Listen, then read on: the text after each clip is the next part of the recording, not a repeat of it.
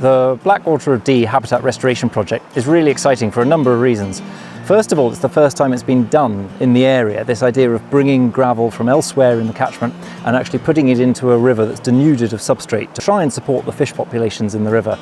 It's also coming together of partners across different sectors, so it's working with the Galloway Glens Scheme, led by Galloway Fisheries Trust and the great team at Galloway Fisheries Trust, and then we've got support there from Forestry and Land Scotland, Drax, and then also the input from SEPA.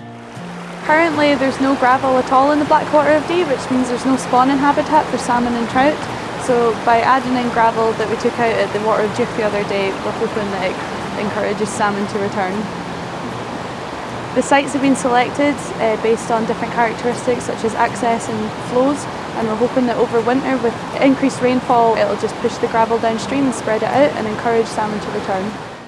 So the gravel naturally builds up behind the intake, the duke intake in this case, naturally washed down the watercourse and then gathers up behind the man-made structure there.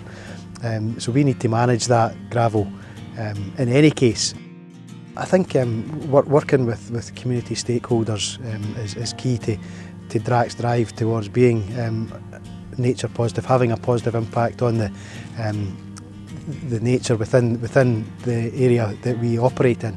So it's vitally important for us to interact and work closely with all of these stakeholders to try and push in the same direction. So we've been very happy with how the first 2 years have gone.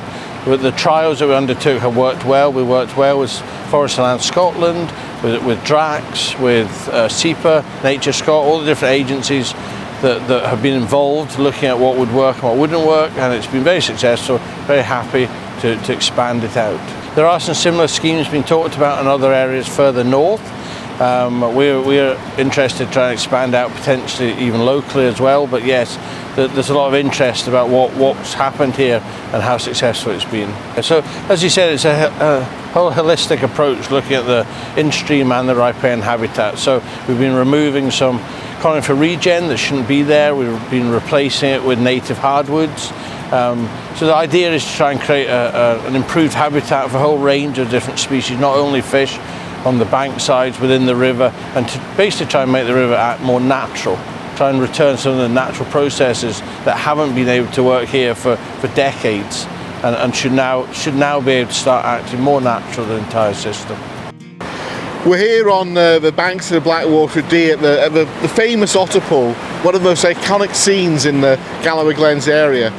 And it looks beautiful, but ecologically it's been strangled for decades with the lack of gravel and the encroachment of non-native species of Sitka spruce to the river.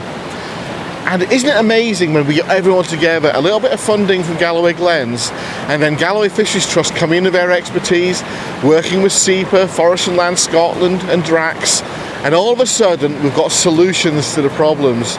The gravel's being put back into the river, the native trees are being brought back, and just think, 15, 20 years time, the Galloway Glens Scheme will have all forgotten about it, but their legacy will continue with an ecologically vibrant river.